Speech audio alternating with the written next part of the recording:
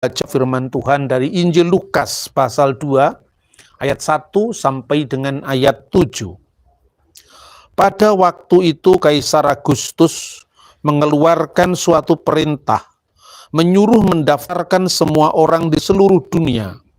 Inilah pendaftaran yang pertama kali diadakan sewaktu Kirenius menjadi wali negeri di Syria. Maka pergilah semua orang mendaftarkan diri masing-masing di kotanya sendiri. Demikian juga Yusuf pergi dari kota Nazaret ke Galilea, ke Yudea, ke kota Daud yang bernama Betlehem, karena ia berasal dari keluarga dan keturunan Daud, supaya didaftarkan bersama-sama dengan Maria, tunangannya yang sedang mengandung. Ketika mereka di situ, tibalah waktunya bagi Maria untuk bersalin, dan ia melahirkan seorang anak laki-laki, anaknya yang sulung, lalu dibungkusnya dengan lampin dan dibaringkannya di dalam palungan, karena tidak ada tempat bagi mereka di rumah penginapan. Amin.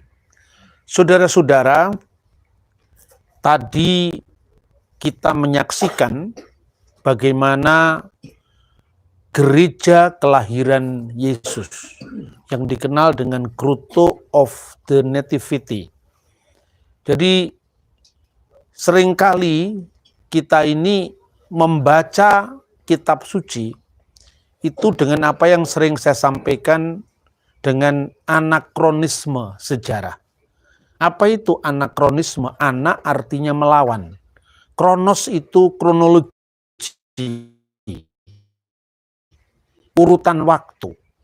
Kadang-kadang peristiwa yang terjadi ribuan yang lalu tentu tidak bisa kita pahami langsung dengan situasi sekarang. Karena budayanya berbeda, letak geografisnya berbeda, cara hidup, tradisi juga berbeda. Bahkan bentuk rumah, bentuk kandang, bentuk kuburan juga berbeda. Maka ketika kita memahami sebuah peristiwa 2000 tahun yang lalu, tentu tidak sama dengan yang kita pahami sekarang. Setiap malam, orang-orang di seluruh dunia, apalagi kalau situasi normal ya, biasanya ada sekitar 100 grup yang datang di setiap bulan Natal. Tapi sekarang ini hanya sekitar 8 grup saja.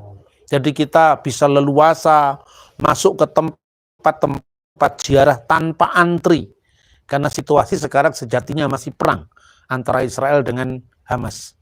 Tetapi itu keuntungan bagi kita karena kita bisa lebih mendalami tempat-tempat itu tanpa harus tergesa-gesa.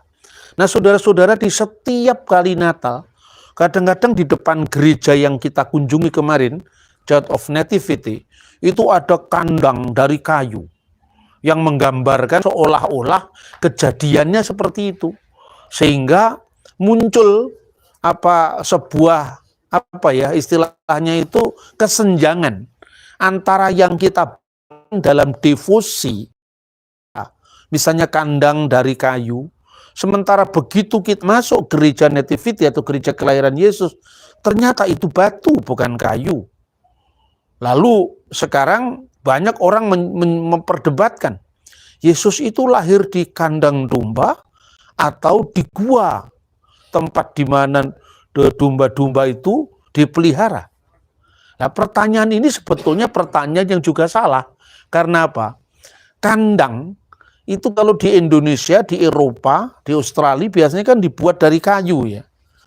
Sehingga kita membayangkan Yesus itu palungannya kayu, kandangnya kayu, kan begitu.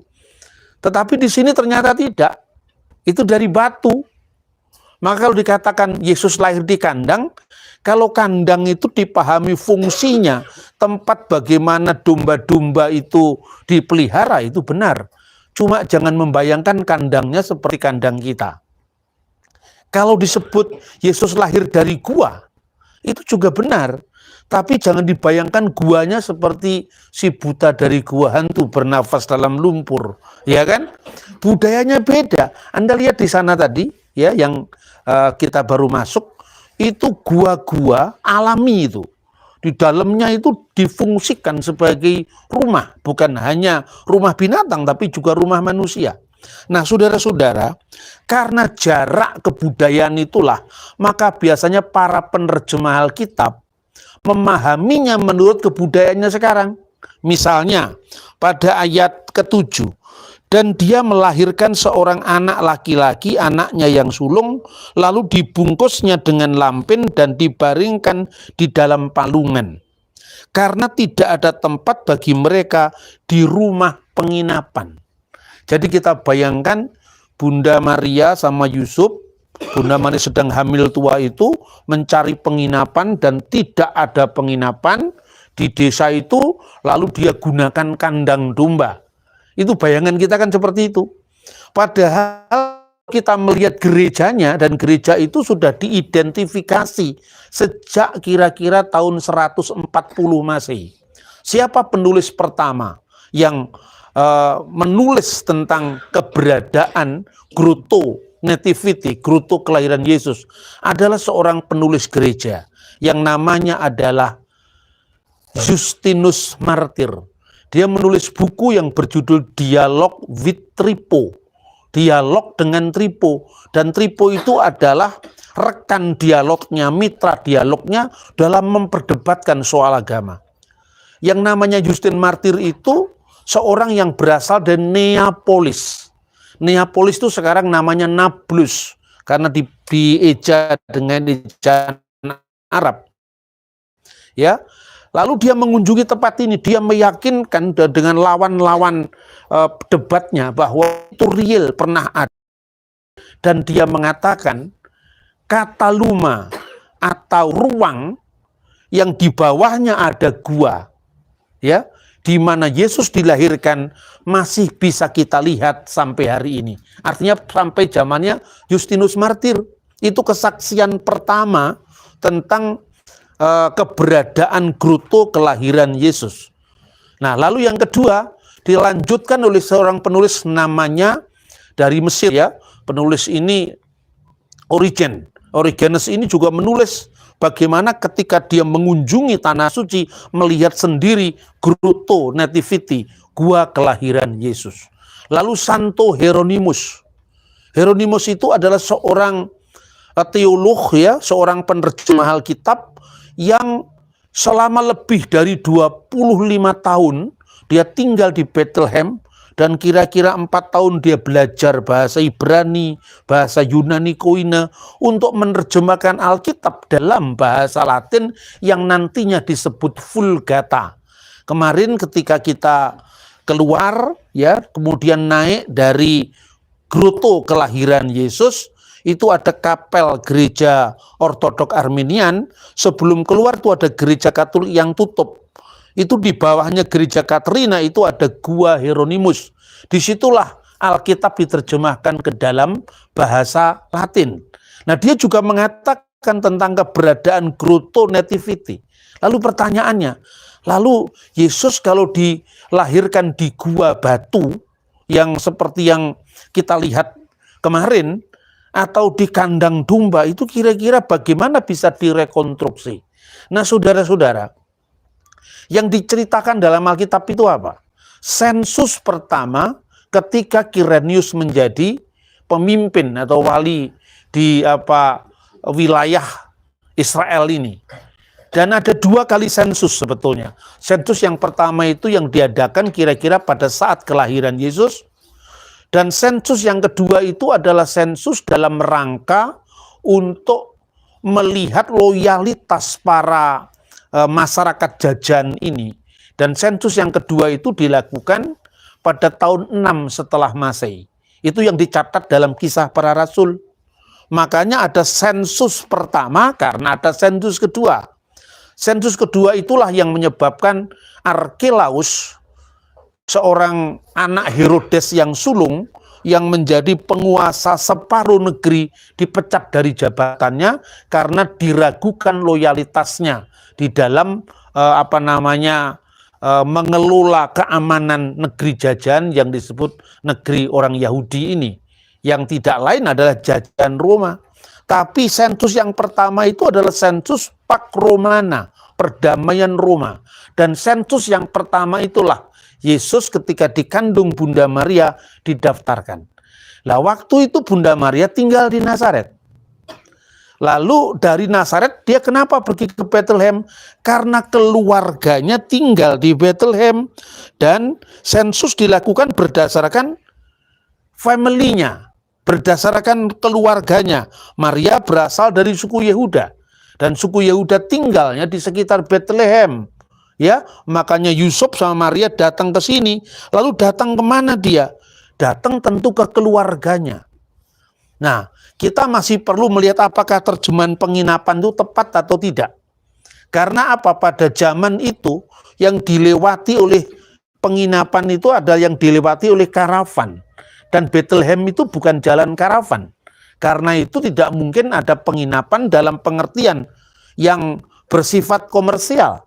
Lalu kalau kita membaca teks dalam bahasa aslinya, yaitu bahasa Yunani Koine, itu sebenarnya digunakan kata kataluma. Kataluma itu maknanya bukan penginapan komersial, itu ruang keluarga sebetulnya. Dan kata kataluma itu dipakai dalam ayat Alkitab yang lain. Misalnya ya, kita membaca Lukas pasal 22 ayat 11. Dan katakanlah kepada tuan rumah itu, guru bertanya kepadamu, di manakah ruangan kataluma, tempat aku bersama-sama dengan murid-muridku akan makan Paskah. Jadi yang digunakan ruangan itu kata kataluma. Lalu pada ayat berikutnya, dan orang lalu menunjukkan kepadamu sebuah ruangan atas yang besar. Ruangan atas yang besar itu digunakan kata anagayon mega. Disinilah guru, maksudnya Yesus dan murid-muridnya melakukan seder hapesah. Dan yang disebut ruangan atas itu yang kemarin juga kita kunjungi, yaitu di atasnya memorial kubur Daud, itu ada ruangan yang namanya aperion atau senakel. Disitulah terjadinya pencurahan Roh Kudus, dan ruangan atas itu memuat kira-kira 120 orang. Jadi ruangan atas yang besar. Jadi bisa direkonstruksi kira-kira ya, rumah yang dikunjungi Bunda Maria itu kemungkinan rumah keluarga besar Yehuda, rumah keluarga besarnya Yusuf, atau rumah keluarganya besarnya Maria di Bethlehem, kakek moyang yang tinggal di sana. Dan yang di atas yang sekarang menjadi gereja ortodok Yunani, itulah yang disebut kataluma, yaitu ruangan keluarga yang besar. Nah, ruangan yang besar itu biasanya ada kamar-kamar, ada ruang-ruang, karena banyaknya orang yang datang ke Bethlehem untuk menjalankan sensus yang diinstruksikan oleh kaisar, maka penuhlah ruangan itu. Maka Bunda Maria saatnya tiba melahirkan, dia turun ke bawah. Ruangan itulah yang ada palungannya, ada tanda bintangnya 14, kemarin sempat dihitung, kalau tidak ada perang mungkin nggak sempat saya menghitung 1, 2, 3, sampai 14. Karena itu apa? 14 itu namanya Raja Daud. Raja Daud itu kan hurufnya Dalet, Vav, Dalet. Itu angkanya adalah 464, yaitu jumlahnya itu kira-kira adalah 14, saudara-saudara. Makanya ada bintang Daud. Bintang itu bentuknya seperti bintang, padahal itu perisai. Ya, makanya disebut Magen David. Itu yang begini, segitiga itu dulu huruf di zaman Raja Daud itu Dalet itu segitiga. Segitiga dengan segitiga 14. Rahasianya apa? Antara Yesus sebagai keturunan Daud, keturunan Abraham, Sefer Toledot Yesua Hamasiah ben David ben Abraham. Inilah silsilah Yesus Kristus, putra Daud, putra Abraham. Dari Abraham sampai Daud 14 nama, dari Daud sampai pembuangan ke Babel 14 nama, dari pembuangan Babel kepada Yesus 14 nama. Itu rahasia angka bintangnya 14 itu artinya bintang Daud. Ya, yang jumlahnya 11 tapi simbolnya adalah perisai tadi. Nah, saudara-saudara, Jadi karena sensus itu begitu rame, maka tidak ada ruang atas. Makanya kalau saudara-saudara membaca Alkitab kuno, ya misalnya selain teks asli dalam bahasa Yunani, itu ada Alkitab dalam bahasanya Yesus sendiri, yaitu bahasa Aramaik yang dikenal dengan Pesito atau Pesita. Di situ tidak ada kata penginapan. Teks aslinya itu kalau dalam bahasa Aramaik berbunyi mitul delait walekun dukta aikadasrin. Kalau diterjemahkan kira-kira karena tidak ada tempat bagi mereka untuk tinggal. Jadi tempat untuk tinggal. Jadi ruangan sebetulnya. Nah itulah kira-kira. Jadi pada zaman dulu saudara-saudara dan sampai hari ini yang namanya keluarga besar di Timur Tengah itu ruang atas itu ruang keluarga. Lalu karena bentuk rumah itu Anda lihat bentuknya Bethlehem kan? Itu gunung atau perbukitan, lembah gitu kan. Nah di situ kan kita lihat gua-gua kan. Gua-gua itu fungsinya jadi rumah manusia maupun yang paling bawah rumah binatang, khususnya ketika musimnya tidak bagus. Ya, ini musimnya cukup bagus, hangat lah di Bethlehem, maka jangan membayangkan selalu Desember turun salju itu di Eropa. Kalau di Bethlehem tidak, ya kan? Kita ini selalu membaca dengan anakronisme sejarah. Nah, ketika itu maka Bunda Maria melahirkan di bintang yang ditandai itu. Setelah itu bayi Yesus dibawa ke palungan. Nah, palungannya juga dari batu. Jadi bukan dari kayu. Karena kayu itu kan bukan budaya Timur Tengah kuno ya. Sampai hari ini juga masih seperti itu. Nah, saudara, jadi kesimpulannya bagaimana? Yesus lahir di kandang domba atau di gua domba? Tidak dua-duanya. Karena kita membayangkan kandang jadi kandang di Yogyakarta. Atau kita bayangkan gua Selarong yang tidak berfungsi jadi rumah. Di sini gua jadi rumah. Pernah tahun 2004 ya, ada orang Indonesia menjadi TKI di Mesir. Kemudian dia diterima keluarga besar itu karena dinikahi oleh anak dari bosnya. Lalu ketika rumah itu rame, dia ditempatkan di tempat di mana kan hewan itu dipelihara. Lalu dia lapor, kenapa saya disia-siakan di sini? Karena kami ditempatkan dekat kandang. Keluarga besar di Timur Tengah, kandang itu bukan sesuatu yang harus dihinakan. Karena itu rumahnya itu bentuknya memang seperti itu. Nah saudara-saudara, makanya jadi ingat ya bahwa kata luma itu artinya bukan penginapan dalam pengertian penginapan komersial, tapi ruang keluarga. Karena ruang keluarga itu yang ada ruang-ruang tamunya itu, kamar-kamar tamunya itu penuh, asal bukan penginapan secara komersial. Sebab kata yang digunakan penginapan dalam pengertian penginapan komersial, Anda bisa membaca di Injil Lukas pasal 10 ayat 34, di mana ketika ada orang Samaria yang baik hati, tergerak hatinya oleh belas kasihan, menolong orang yang terlukai di jalan, dia angkat, kemudian dia rawat di sebuah penginapan. Nah, kata penginapan di situ digunakan bukan kata tapi menggunakan kata yang lain lagi, khusus untuk kata penginapan. Nah, karena itu jelas ya, bahwa itulah pentingnya arkeologi Alkitab dalam memahami teks-teks suci, kitab suci. Yang kedua, tadi waktu di bis ada pertanyaan, apakah benar Yesus itu dilahirkan pada bulan Desember? Saya jawab benar.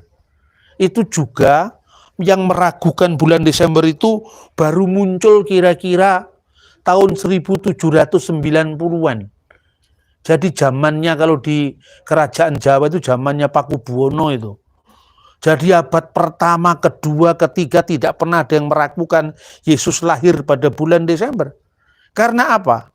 Pemujaan Dewa Matahari itu, khususnya titik balik musim dingin, itu baru tahun 274 Masehi ketika Kaisar Aurelius. Kemudian Natal itu sudah diperingati ya sebagai misa malam Natal pertama itu di Roma tahun 126. Oleh siapa? Telesphorus pertama. Pope Telesphorus pertama. Dan itu terkait dengan apa yang kita baca tadi loh. Gloria in excelsis Deo et intera pac hominibus bona voluntatis tadi. Segala kemuliaan bagi Allah. Kalau Anda membaca di depan padang gembala tadi kan Gloria in excelsis Deo. Tapi kalau Anda masuk, ini gereja baru yang dibuat arsitek terkenal sekali Antoni Barlucci, itu bunyinya bukan excelsis, tapi Altissimis Deo. Kenapa? Karena itu terjemahan Hieronymus yang tadi saya ceritakan dikerjakan di Bethlehem.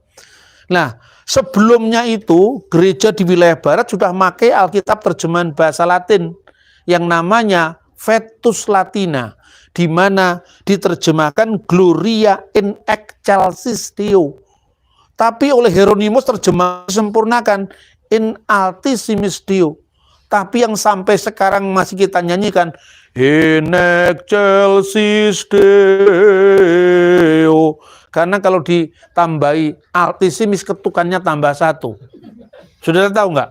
Lagu yang kita nyanyikan di gereja-gereja non-Katolik, juga ikut-ikut gereja Katolik, itu asalnya dari Roma. Ada ikut Katolik juga yang bukan Katolik itu ikut Roma semua itu. Tahun 126. Kemudian tahun 160 atau tahun 170-an ya, itu seorang uskup dari Kaisarea Israel ya, Kaisarea Maritim, itu mengatakan sebentar lagi kita akan merayakan Natal pada 25 Desember yang sebentar lagi akan tiba. Itu 160-an. Lalu yang ketiga, itu ditetapkan sebagai dokumen gerejawi di Alexandria oleh Paus Demetrius I. Baba Dimitri itu bukan Paus Roma, tapi Paus Ortodok Koptik di Alexandria.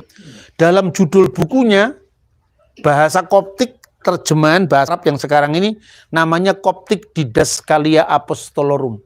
Pada pasal 18, kalau Paus Roma memperingati pertama Natal 25 Desember, itu dokumennya namanya Liber Pontificalis. Ya.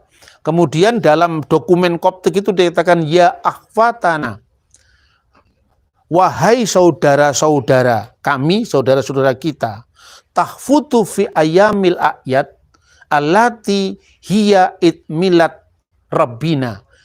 Rayakanlah pada perayaan-perayaan, pada hari-hari perayaan itu, Natal dari Gusti kita, dari junjungan kita, Yesus Kristus, tepatnya wa kamaluhu fi kamsati wa isrin min syahri tasi'i lil Ibraniyin, pada tanggal 25 bulan ke-9 bagi orang Ibrani.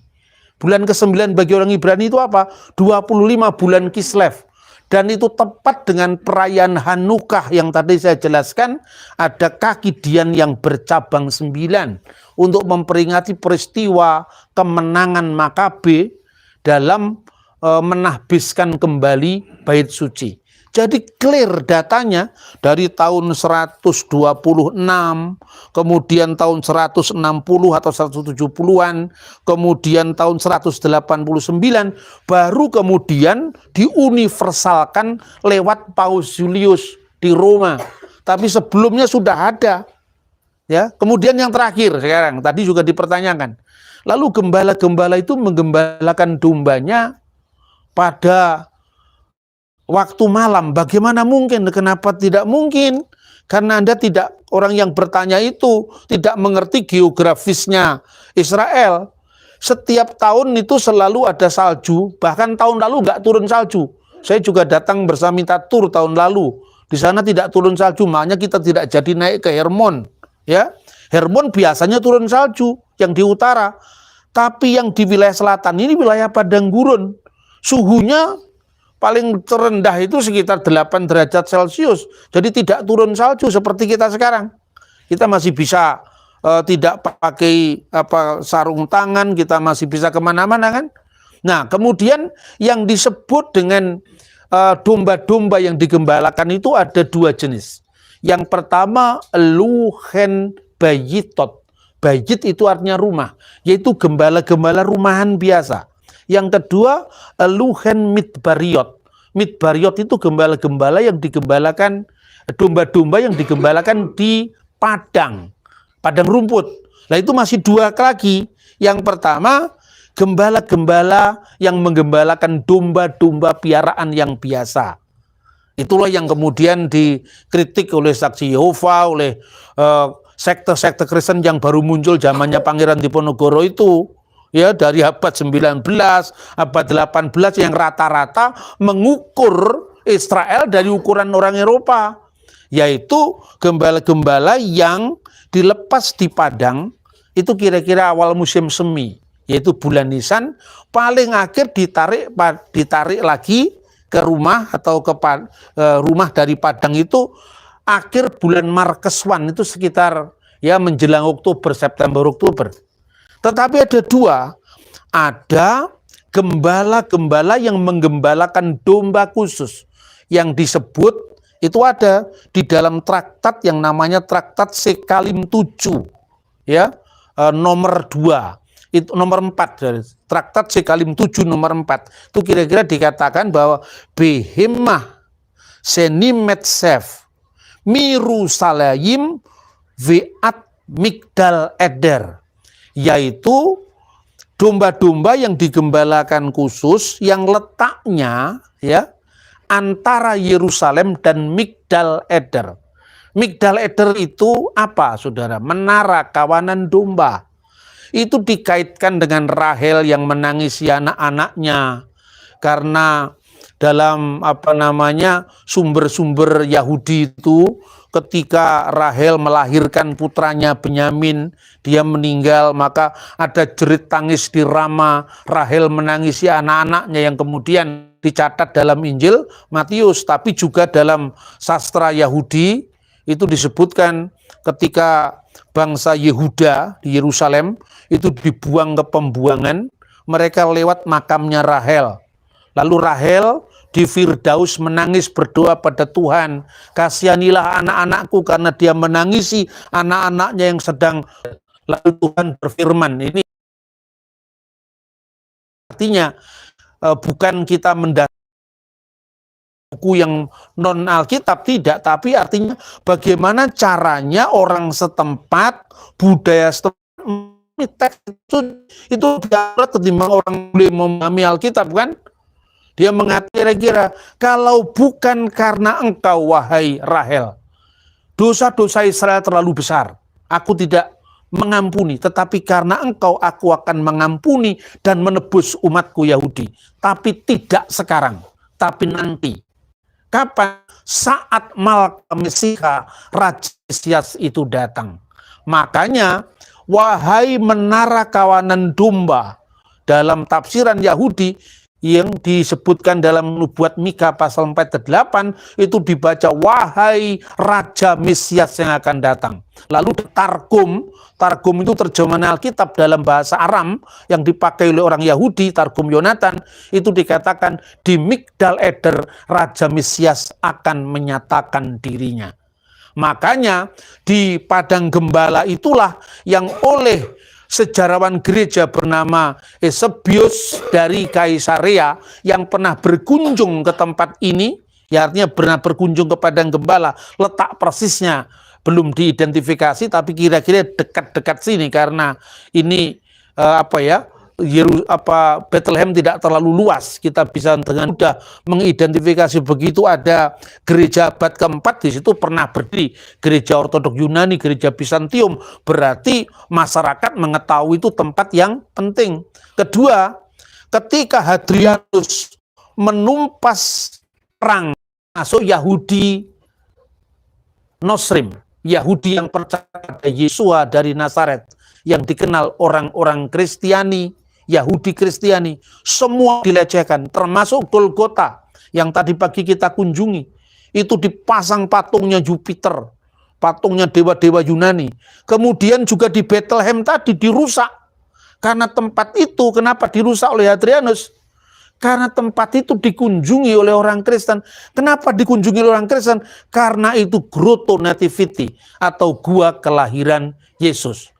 Nah, jelas sekarang ya, makanya kepada para gembala itu, yang disebutkan padang gembala itu bukan padang gembala biasa yang bisa kita lihat di Indonesia atau di Eropa atau di Australia, tapi padang gembala tempat di mana domba-domba yang terbaik disiapkan untuk korban di Bet Hamikdas, korban di Baitul Maqdis, dan itu terjadi sepanjang musim, sepanjang tahun liturgi, karena pada bulan Desember atau bulan Kislev juga ada korban, ya, juga ada upacara yang dinamakan upacara Hanukah, di mana Yesus juga datang pada musim dingin untuk memperingati perayaan penahbisan Bait Suci yang disebutkan dalam Injil Yohanes pasal 10 ayat 22.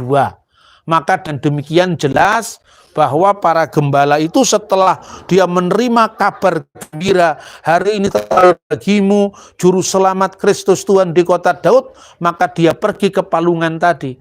Ketika orang Majus datang, ya, orang Majus datang karena melihat bintangnya, dan orang Majus datangnya tidak pada saat yang sama dengan para gembala. Karena apa? Buktinya Herodes menyuruh untuk membunuh anak-anak yang usianya di bawah 2 tahun. Berarti setelah peristiwa ini, Yesus masih tinggal kira-kira di rumah tadi, yang sekarang kemudian menjadi gereja Nativity tadi, sampai datangnya orang Majus. Dan ketika datangnya orang Majus itu melihat bintang persis di atas rumah dari anak itu tadi. Makanya dengan demikian, itu ada selang waktu sebelum dia pergi ke Mesir dan kemudian kembali ke Tanah Suci. Karena apa? Karena malaikat Tuhan memberikan berita kepada Yusuf bahwa raja yang hendak membunuh dia itu sudah mati. Kadang-kadang kalau kita membaca Alkitab tidak mengenal tanggalnya. Ya, Anda tidak bisa membaca saja. Memang Alkitab tidak mengatakan kapan Herodes mati. Tapi Yosefus mencatat. Yosefus itu ahli sejarah Yahudi yang menulis pada abad pertama Masehi bahwa Herodes itu wafat pada saat terjadinya gerhana bulan. Dan secara astronomi gerhana bulan itu bisa dideteksi.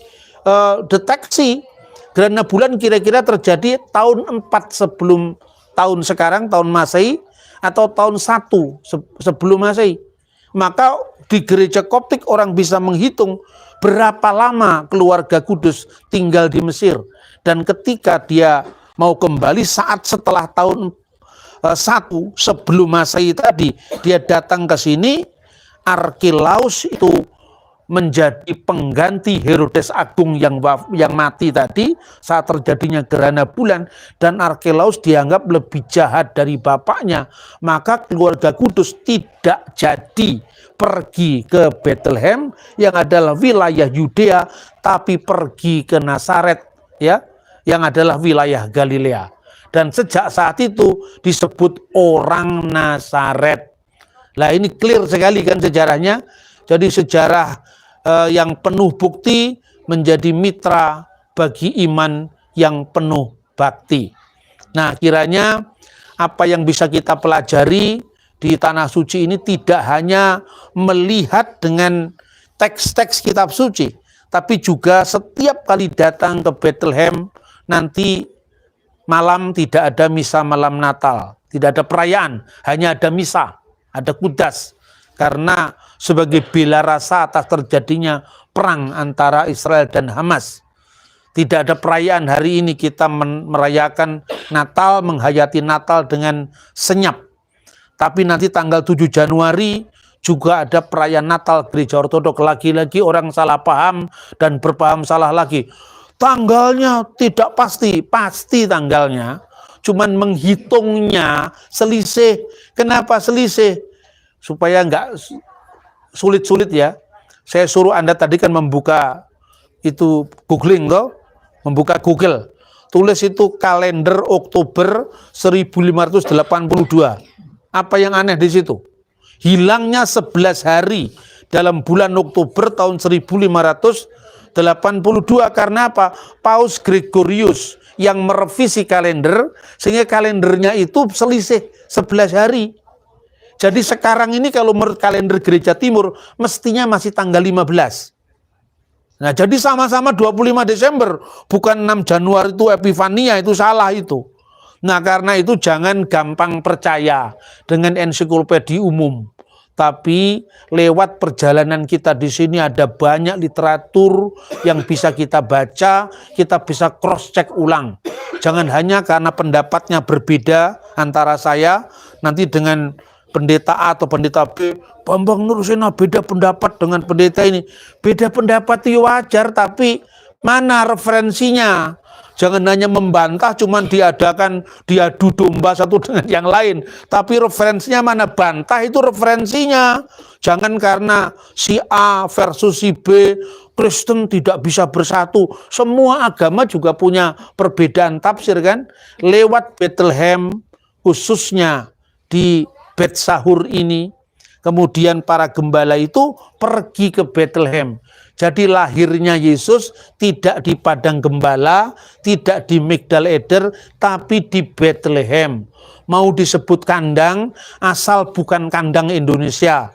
Mau disebut gua, asal bukan gua Selarong. Tapi artinya harus dipahami menurut data arkeologi, sejarah, catatan sejaman sebagaimana yang antara lain saya kutipkan tadi dari dialog dengan Tripo pada bab ke-78 angka kelima. Itu disebutkan tentang gua Nativity atau Grotto Nativity, yaitu kelahiran Yesus Kristus di sana. Akhirnya selamat Natal kepada teman-teman yang menyaksikan tayangan ini khususnya di tanah air, dan juga teman-teman yang ada di Holy Land atau di Eret Hakodes tanah suci ini. Kiranya berkat Natal, damai sejahtera menyertai kita semua. Salam damai dari tanah suci. Shalom Aleichem Beshem Hamasyah. Selamat Natal dan Tahun Baru. Tuhan memberkati kita. Amin. Kita akan